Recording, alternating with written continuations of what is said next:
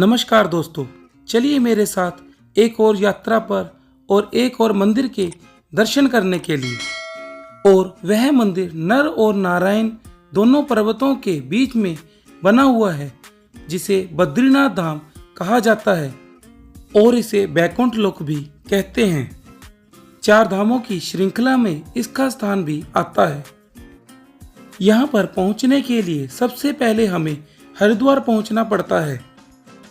बहुत से बड़े शहरों में से यहाँ की डायरेक्ट ट्रेन भी है और साथ में यहाँ तक पहुँचने के लिए बस सुविधा भी है।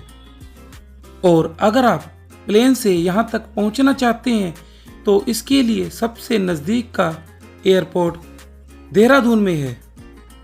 हरिद्वार में गंगा नदी बहती है और माँ गंगा की ही यहाँ पर पूजा की जाती है। हर की पौड़ी को हरिद्वार का प्रमुख घाट माना जाता है।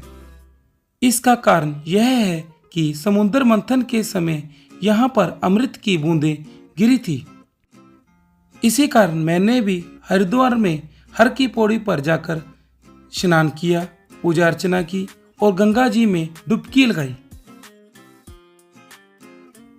हरिद्वार में हर एक शाम को बहुत ही भव्य गंगा जी की आरती की जाती है, जिसमें हजारों लाखों भक्त शामिल होते हैं। उनमें मैं भी आरती देखने के लिए शामिल हो गया।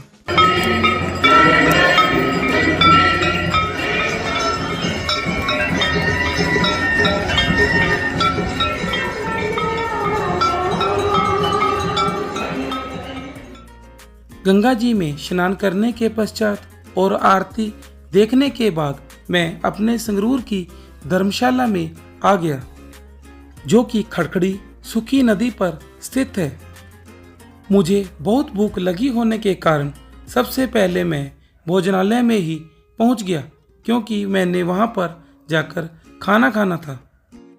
खाने में मुझे चावल, दाल, रोटी और सब्जी मिली, जो कि बहुत ही स्वादिष्ट थी, जिसे खाकर मैं अपने कमरे में सोने के लिए चला गया।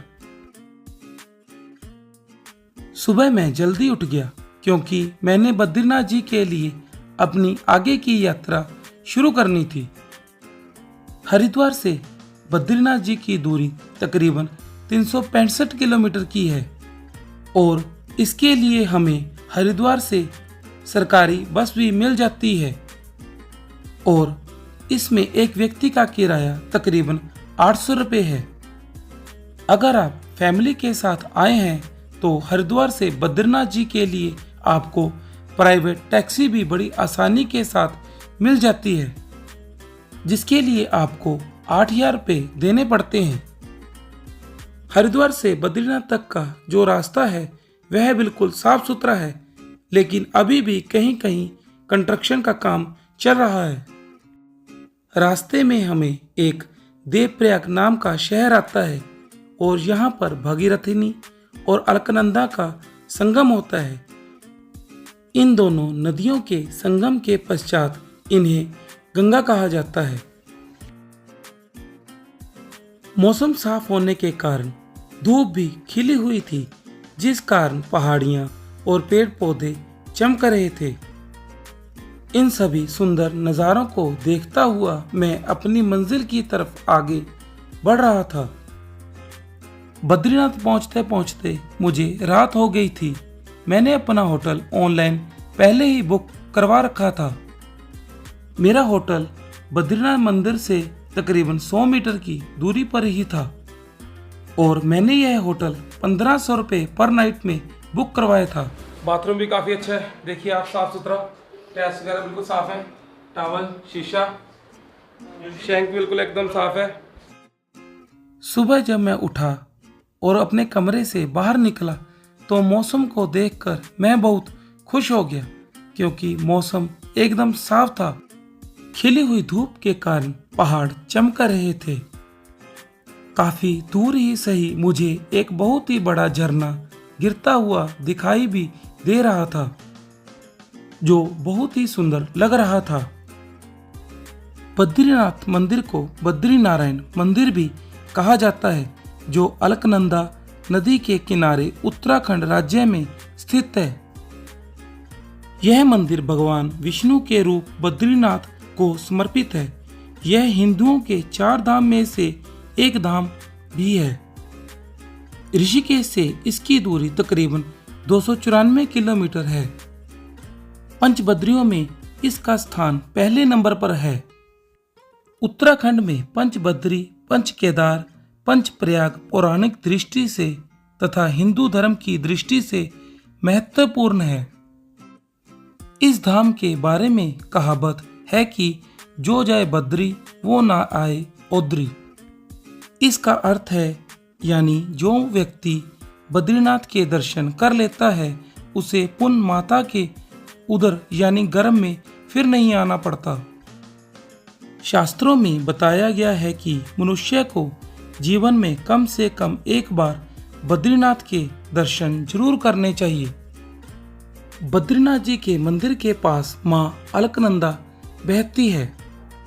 बद्रीनाथ जी में मां अलकनंदा के 2 रूप देखने को मिलते हैं। पहला यह कि इतना ठंडा जल कि हाथ डुबोया नहीं जाता और दूसरा इतना गर्म जल कि हाथ लगाया नहीं जाता। तभी तो शास्त्रों में बद्रीनाथ जी की इतनी महानता है। सतयुग में भगवान विष्णु के यहाँ पर हर व्यक्ति को साक्षात दर्शन हुआ करते थे और त्रेता में साधुओं और देवताओं को भगवान के साक्षात दर्शन होते थे और द्वापर में जब भगवान श्री कृष्ण रूप में अवतार लेने वाले थे उस समय भगवान ने यह नियम बनाया कि अब से यहाँ मनुष्यों को उनके विग्रह के दर्शन होंगे। श्री बद्रीनाथ जी को शास्त्रों और पुराणों में दूसरा वैकुंठ कहा जाता है। एक वैकुंठ क्षीर सागर है जहाँ भगवान विष्णु निवास करते हैं और विष्णु का दूसरा निवास बद्रीनाथ है जो धरती पर मौजूद है। इतने में चलते चलते वह घड़ी भी आ ही गई जब मैं बद्रीनाथ जी के मुख्य द्वार के पास पहुंच गया। यहाँ पर बहुत सी प्रसाद की दुकानें भी थी जहाँ से मैंने बद्रीनाथ जी के लिए प्रसाद भी लिया और इसी स्थान से बद्रीनाथ मंदिर के मुझे प्रथम दर्शन भी हो गए। नर नारायण पर्वतों के नीचे श्री बद्रीनाथ जी का मंदिर बहुत ही सुंदर लग रहा था। जहां तक पहुंचने के लिए हमें मां अलकनंदा को पुल द्वारा क्रॉस करना पड़ता है।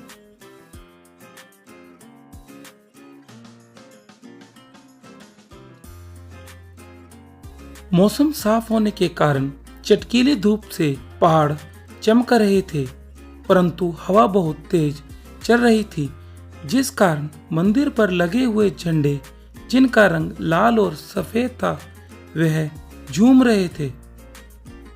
यह दृश्य बहुत ही सुंदर लग रहा था।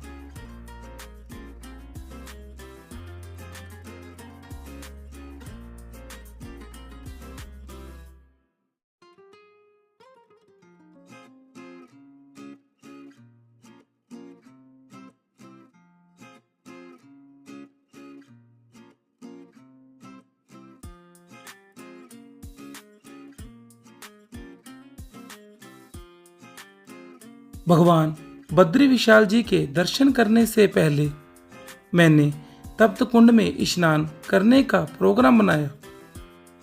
मंदिर के अंदर कई तप्त कुंड हैं जिसमें एक का जल तो बहुत अधिक गर्म है, इस कारण उस कुंड में हम नहा नहीं सकते।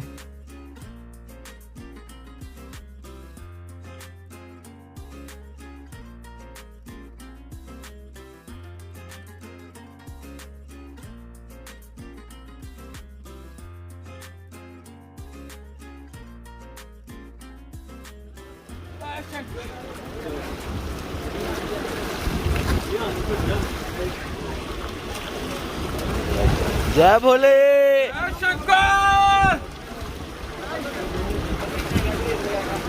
बद्री विशाल जी में पहुंच चुके हैं। तप्त कुंड में स्नान कर लिया है। देखिए मेरे पीछे पुल पे खड़ा इस टाइम में बस अंदर माथा टेकने जाने लगे हैं। थोड़ी देर में प्रसाद लेके आए। रास्ते की जो मुझे थकावट हुई थी तप्त कुंड में स्नान करने से वह सारी खत्म हो चुकी थी। अब मैं धीरे धीरे मंदिर की तरफ आगे बढ़ रहा था।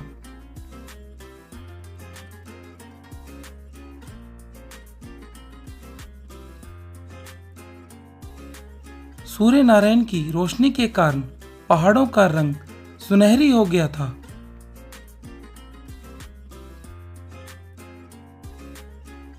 मंदिर के मुख्य द्वार पर दोनों तरफ शेर विराजमान थे।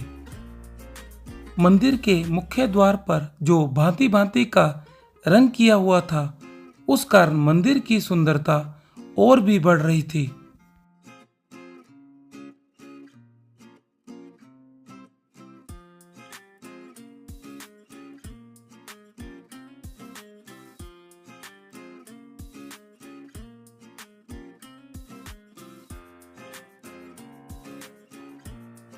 श्री बद्रीनाथ जी के दर्शन करने के लिए बहुत से श्रद्धालु आए हुए थे, जिस कारण मंदिर में बहुत रश था और एक काफी बड़ी कतार भी लगी हुई थी और मैं भी उसी कतार में लगने के लिए चल पड़ा।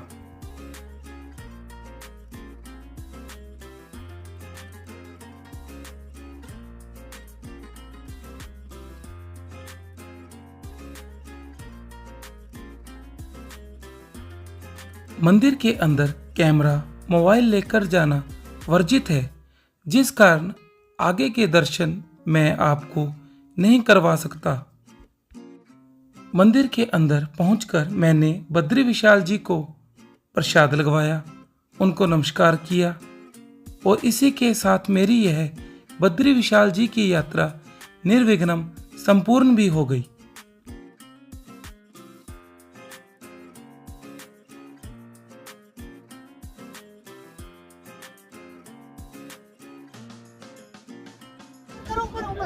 देखिए, करिए श्री बद्रीनारायण के दर्शन। पहुंच चुका हूं मैं मंदिर के अंदर।